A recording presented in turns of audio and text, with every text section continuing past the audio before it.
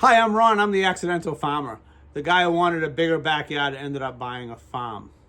Well, haylofts in barn.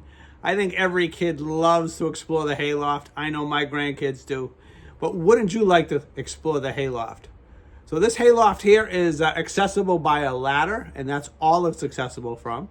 And then we can go upstairs and we're going to take a look at it. So I'm going to pause this for a second. We're going to walk upstairs or climb upstairs, and we can check out the rest of the loft. Welcome to the hayloft.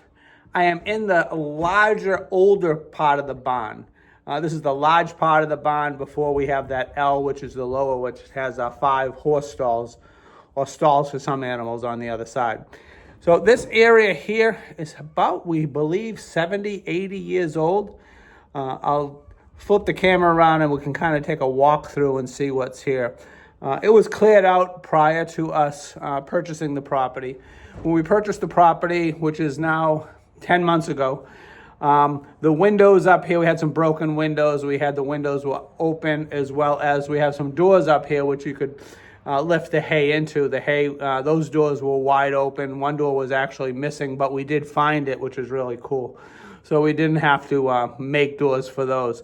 But as we walk around, I'm going to show you a little bit of the hayloft. I'll show you all the hayloft, and as well as the different sections where they could store hay. They told me that this holds 200 bales of hay, which it probably does. I don't know if I'll ever buy 200 bales of hay, but I could see us buying a quantity of hay and storing it up here. Of course, we'd have to get the machinery or the manpower to lift it this high. But we're in the, like I said, we're in the main. As I look, I'm looking and touching the front of the barn. Behind here is the back of the barn with the goats below us. So that'll kind of give you where we are right now. So I'm going to turn the camera around and let's check out the rest of the hayloft. Okay, I'm looking at it. I'm standing in the front of the barn from the street. And as we look around, we're going to look down into some of the areas of the barn. I think this is how we actually feed the hay down into some of the tool rooms I use right now. And you can see the other storage. You can see here the fireplace or the brick chimney. This was for a wood-burning stove, I believe, at one time. You can look down here, just nooks and crevices all over the place. As we turned, this is the ladder to access the hayloft. That will go into, in a minute, the other section, and then pairing this way is the front of the loft. So very fortunate to have lighting and such. The lighting's fairly new, just needed to be cleaned up. Going to have to do, the only work we're going to have to do up here is above that window. We have a screen, I believe, that's missing. Also, down here is above the goats. It's going to be tough to see, but as I peer down, that is the goat room. So those are horses in there, and that was probably how they fed the bales of hay down to the area when needed. So as we access this area, this is the newer part of the barn that was 1973 or 78, depending on who you talk to or what writings we see in the wall. This is obviously much newer than what we're in. And as we walk this way, there's only one access point to drop hay down below. I can show you that. And then over here we have our pool. Not too many haylofts have a pool. This was for when we purchased the property. There was a leak. Was more than one leak, but they were using that to channel the water. So, and I'm going to turn around so you can see the old barn. So this is the old barn. You can see the red. You can see the shingles. They cut this area into it when they built this new addition I'm in right now. And it looks like that is the outside wall of the old barn or something. Not sure. But anyways.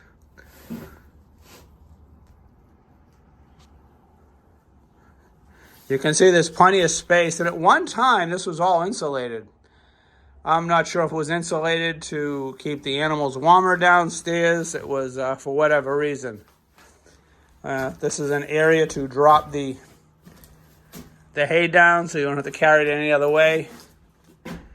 And I think one of the better views on the farm as we walk this way, it might get a little too bright because it's so nice outside today, is that's our back, what we call the sheep field. And then as we pair this way, we'll pair down to the current sheep. The rail trail is over here. We'll turn it a little ways to this way. And these are our area for our newer chickens. They're inside today because of the heat.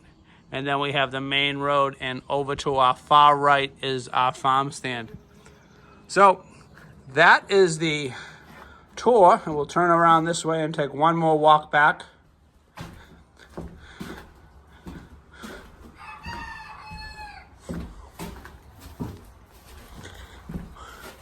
I believe there's writing on the wall. Let me see if we can find it.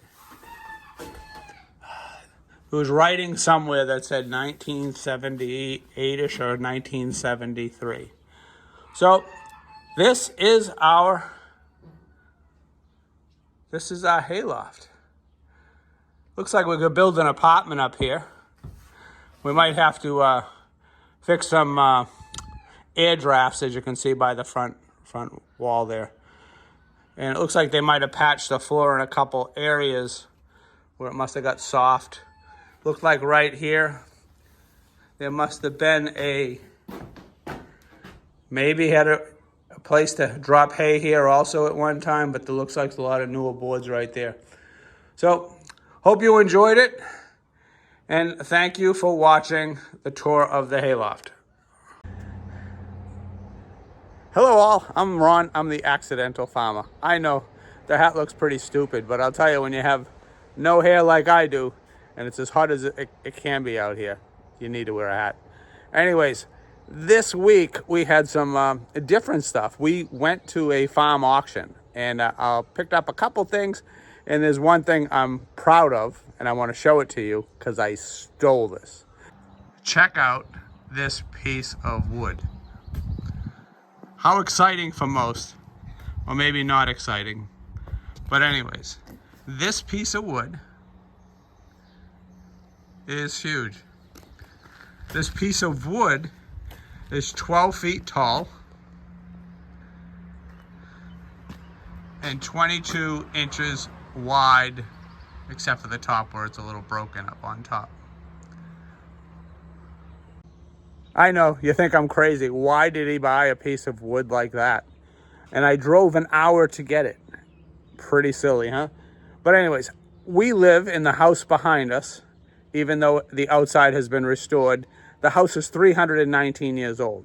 My dining room floor, the widest board in it is 23 inches wide. This is smaller than the widest board in my house. And we had to replace some when we were kind of fixing up the kitchen when we first purchased it.